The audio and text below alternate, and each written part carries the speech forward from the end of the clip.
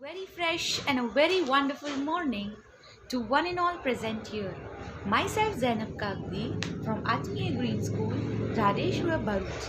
We are back with English subject for class 9. As we have successfully completed our lesson number,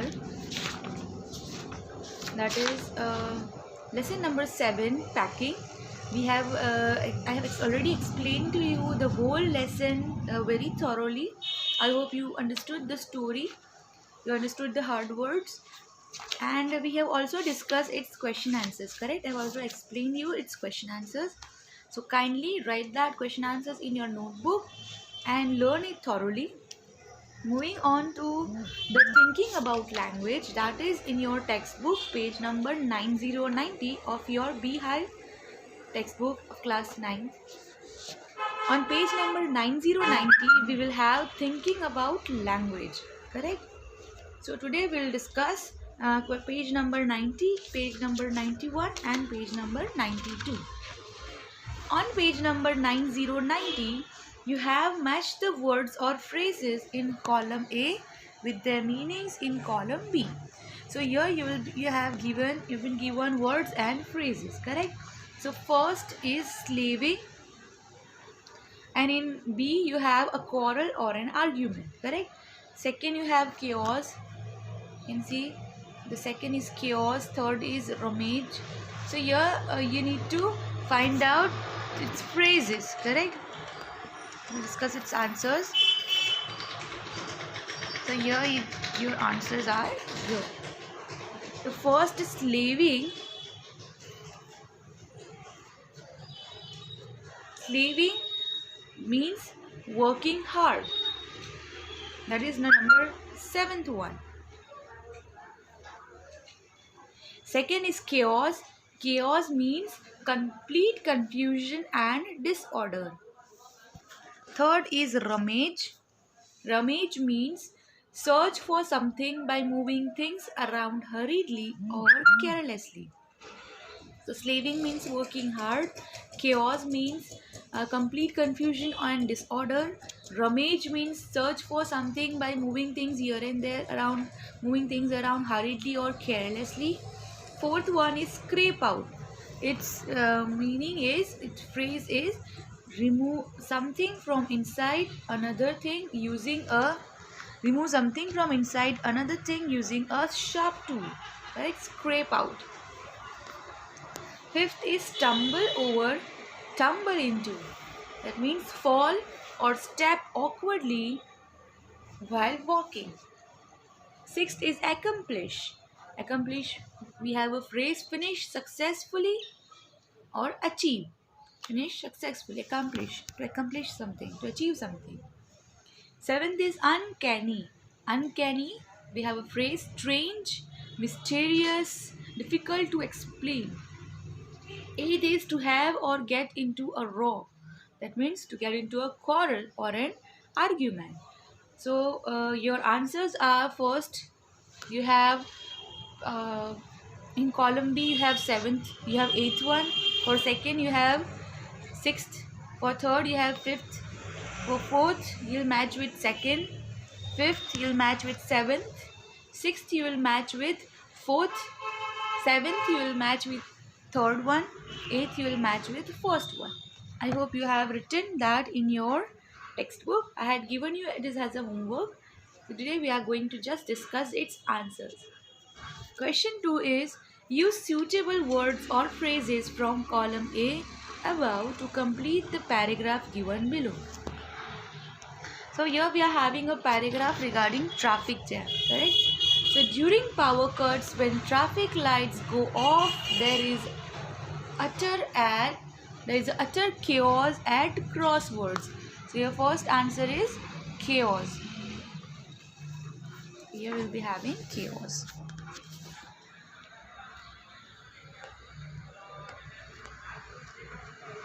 Alright. Drivers add to the confusion by getting into a row. That means getting into a quarrel or an argument. Just now we read it, correct? So that will by a row. It's getting into a row, okay? right?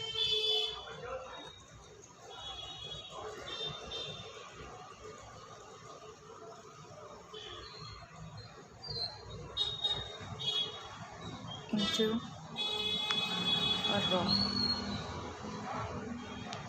And here you first you'll have chaos. For third we have and nearly come to blows. Sometimes passers-by seeing a few policemen slaving at regulating traffic. Slaving. So you just learn slaving means working hard. Correct? So here you'll have slaving. At regulating traffic step into help. This gives them a feeling of having accomplished something. Accomplished. Accomplished.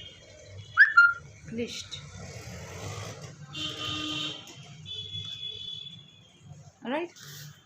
So your answers are chaos, getting into a row, slaving and accomplished. Moving on to question 3, look at the sentences below. Notice that the verbs which are italicized are all in their bare form. That means here you can see the bare forms means not using to. That means to stand up, to put it here. Okay, these are simple commands which are in a bare form. That is stand up, put it here. Directions to reach your home. Okay, board bus number 121 and get down at Sagar restaurant. From there turn right and walk till you reach a bookshop. My home is just behind the shop. Do's and don'ts. Always get up for your elders. Don't shout in class. Instructions for making a fruit salad. Ingredients: oranges 2, pineapple 1 large piece, cherries 250 grams, bananas 2, any other fruit you like. Wash the fruit, cut them into small pieces, mix them well, add a few drops of lime juice, add sugar to taste. Now add some cream or ice cream if you wish to make fruit salad with ice cream. Okay, now work in pairs. Give 2 commands to your partner. Okay, to any of your partner you can give your 2 commands. Just as we said, stand up, get out, put it there. Okay, so that kind of commands you need to write here. 2 do's and don'ts to a new student in your class. So you need to say that you should be punctual, should not in do's you can write that you need to complete your work on time, be regular, respect the teachers. And don'ts you can write anything. See, don't waste time, don't spit here. And do's you can write respect your teachers, behave properly. In don'ts you can write don't make a noise, don't come late to the class. Now if you have to give instructions for moving the body in an exercise or a dance or for cooking something, so you need to give an instructions. So this is how you can give for the directions to get each other's house. Okay, you need to direct for the house. Okay, so here you can write go straight on empty road, walk for 10 minutes, to look to the left, there is a park nearby, across the park there is my house, it looks like a bungalow with the holy cross structure. Okay, for the instructions for moving the body for the exercise, here you can write sit cross-legged, raise your arm, put the thumb on one nostril, breathe into the air, then close the open nostril with the tip of the first finger, move the thumb for the first nostril, breathe out the air through the first nostril. This is the yoga called Lom Vihom. Okay, so this is the kind of instruction which you need to give to your friends, and this is how you need to speak, you need to write. Question 2 is, the table below has some proverbs telling you what to do and what not to do. Fill in the blanks and add a few more such proverbs to the table. Okay, so here we are having positive and few negative ones. First is save for a rainy day. Make hay while the sun shines. Dash before you reap. There is sow before you reap. Live and let live. Dash all your eggs in one basket. That means don't put all your eggs in one basket. So here for negative we have don't cry over spilt milk. That means you should, once the work is done and it is ruined, then don't cry over it again and again. Stand up, stand still and move forward. Second is don't put the cart before the horse. Okay, so here we are having such a positive as well as negative proverbs. Dash a mountain out of a molehill. Okay, these we are having. So here first look before you leap. Third is for the negative one, don't make a mountain out of a molehill. Live and let live. Don't put all your eggs in one basket. Morning shows the day. Then we have don't believe in all and sundry. So positive one is keep all things in apple pie order.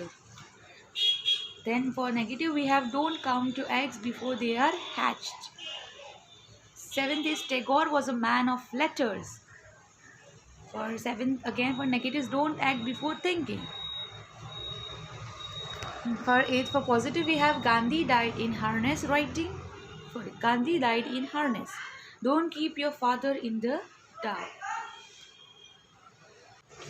On page number 92 for the writing skill you have seen how Jerome, George and Harris mess up their packing, especially for the hamper.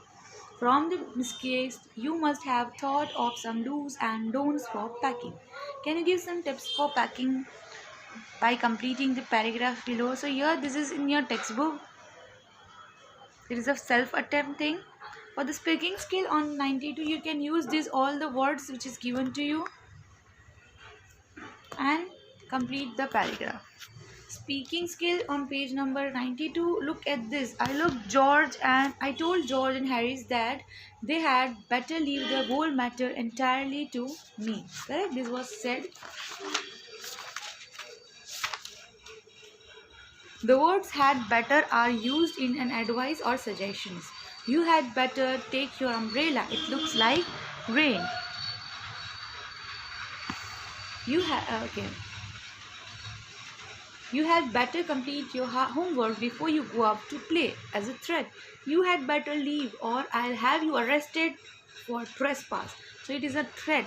You can use this as a suggestion, as an order, or as a advice also, as a threat also. So here working pairs to give each other advice, orders or suggestions, or even to threaten each other.